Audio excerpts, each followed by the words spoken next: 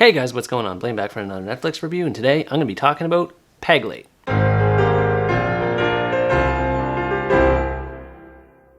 Pagglait is an Indian comedy drama that leans kind of more toward the comedic side of things, which is unusual considering the subject matter that this movie is based on. There are many characters featured in this movie, way too many to talk about today, but the central focus is placed on a girl named Sandhya whose husband Astik has recently passed away. All of Astik's relatives go to the house where Astik and Sandhya lived in together, basically to celebrate his life and mourn his passing, but all the family members slowly grow bothered just as to how Sandhya is reacting to the overall situation. Unlike everyone else in the house who are more or less gloomy and despondent over the whole situation and often just outright crying all the time, Sandhya doesn't really react in any sort of way that you would consider to be negative as far as her husband passing away. In fact, in the first scene that we see her in, she's flipping through comments on her Facebook page of all the people that are talking about her husband's passing, and she doesn't really appreciate the kindness that these people are leaving for her. She more or less insults them behind her screen for basically being copy and paste comments. And as the movie starts to progress more and more in its story, we start to see the family start to try and take more of a control over Sandhya's life, especially once a life insurance policy is introduced, and they basically try to tell her what to do with her life, and she interprets that as basically her being a woman and them trying to control whatever she does and basically having no agency of her own accord. Combined with the fact that Astik's family doesn't understand why Sandhya isn't grieving for her dead husband, and you have a lot of potential conflict on your hands. The main takeaway that I made from this movie is that everyone seems to react to death in a very different way, regardless of who the person is, and everyone has their own unique grieving process in the same token. If I remember correctly, before Astik's death, Sandhya had only been married to him for about 5 months, and before they got married, I'm pretty sure they didn't know each other all that long either. So it sort of does make sense as to why Sandhya would be kind of indifferent to the whole thing. I mean, just the fact that she barely knows the man that she's married to, and as more dialogue unfolds throughout the story, especially as we start to get a window into Sandhya's thoughts, it turns out that she was never really all that close to him even during the marriage. This fact is further cemented when Sandhya finds a photo in Astik's possessions, and it turns out to be a photo of a woman with some very suggestive handwriting on the back that suggests that Astik has potentially cheated on Sandhya, which leads her to go on a quest in the movie to try and find the woman that's on the photo. And it's not really that much time that's spent before she actually does find the woman, who happens to be a co-worker of his. And that girl's name happens to be Akansha. I don't want to give anything away in the story other than her name in case anyone is interested in watching this movie, but I loved her role in this movie. It's not really so much of a love triangle aspect if you're wondering in that sense, it just adds a lot of depth and nuance to the relationship, or perhaps a lack thereof, that was present between Sandhya and Astik, and just goes to show where his true feelings really lied. The girl who played Sandhya in this movie was amazing in her role. She was 100% believable in the role of a girl that didn't know how to come to terms with the death of her husband because she wasn't all that attached to him to begin with. And the fact that she has such a controlling family too, or Astik's family rather, they're trying to make her feel this way, they're trying to get her to do this, they're trying to get her to do that, and she has to juggle with all those negative emotions relating to her husband's family, while also trying to figure out how she's supposed to react to the death of someone that she feels completely detached from. Seeing Sandhya in this movie made me question my own grieving process, and made me wonder why I didn't grieve the same way other people should have, or how other people felt that I should have, if that makes any sense. I remember when my grandfather passed away. He was 93 years old when he passed away, but I didn't grieve for him the same way other people did. I didn't cry, I didn't get emotional whenever I was called on the phone and was told that he did pass away in the hospital. In fact, I remember there were people at the funeral who weren't even directly related to him that cried way more than I did, and it made me wonder if I was a bad person for not doing so. Sometimes I think I tend to overthink about these sorts of situations, specifically about how my grandfather would have reacted, about my lack of reaction to him passing away.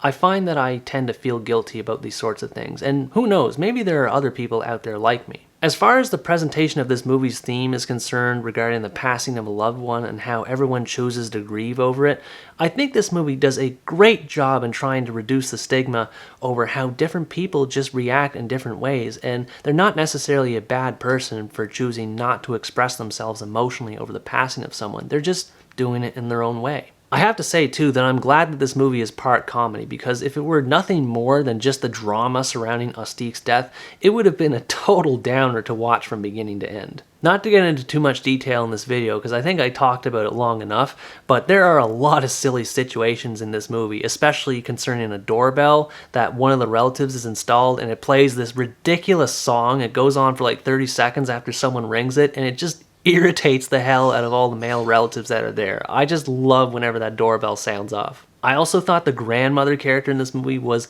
amazing. She barely says 10 words in the movie, but anytime something leaves her mouth, it's just pure comedic gold. To be honest, she doesn't really have much in the way of vocabulary. She usually just says Usha, which I think is her daughter's name if I remember correctly, who is Austique's mother. I'm pretty sure, if my memory serves me right. Anyway, there's lots of situations in the movie whenever there's another character in the room that's not Usha, and she'll always call that person Usha. She'll just shout her name out whenever someone's leaving the room, and she'll be like, Usha! Even when she's not saying anything, she is still hilarious. There's this guy who's talking to Sandhya about something near the end of the movie, and the grandmother happens to be in the same room. And anyway, the guy says something awkward to Sandhya, and in the middle of that pause, the grandmother just rips out a big fart in the middle of the silence. I couldn't stop laughing when that happened. Some people might groan with these kinds of scenes present in the movie, especially whenever the subject of death is so prevalent throughout the rest of the story. But if you ask me, it's a good thing that these scenes are in the movie, because it helps offset the seriousness of the whole situation. There weren't really that many things I didn't like about this movie. One thing that kind of rubbed me the wrong way was just the fact that there were so many characters present in the story and in the family of Sandhya and Austique. There was just so many people to pay attention to that there was no way that I could remember everyone's names. And a lot of these characters have their own subplots that are going back and forth between this character and that character, and then they go back to the last one. It was just really confusing to stay on track of all these characters, especially considering that the main focus was clearly supposed to be placed on Sandhya. I can't really harp on it too much in that aspect though. After all, the movie was made in India, and as far as I'm aware, Indians commemorate the death of a person in a very different way compared to how we do in the West. Just the sheer amount of ceremonies and things that they do to celebrate the life of a sheik, it's very different compared to what I've seen in an average funeral here in Canada where I live. Honestly, I thought I'd find more things to complain about this movie, but now that I think about it, there's really not much else I can say, other than the fact that there's so many characters and that there's so many subplots going around. I would have just preferred if they put all the focus on Sandhya. Pagglait is a very interesting movie in terms of how it handles the subject of death.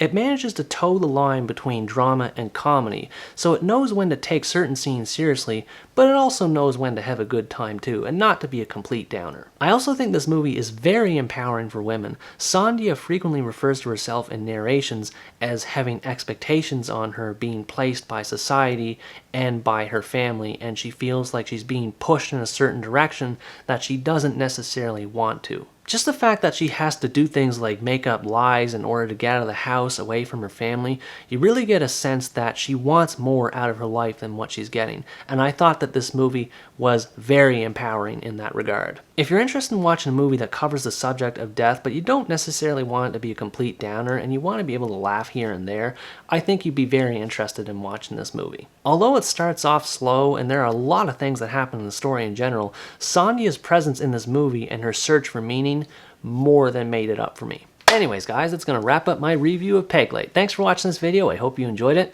and as always stay tuned for the next part, where next time I review another Indonesian romance, Tersanjung the movie. Bye bye!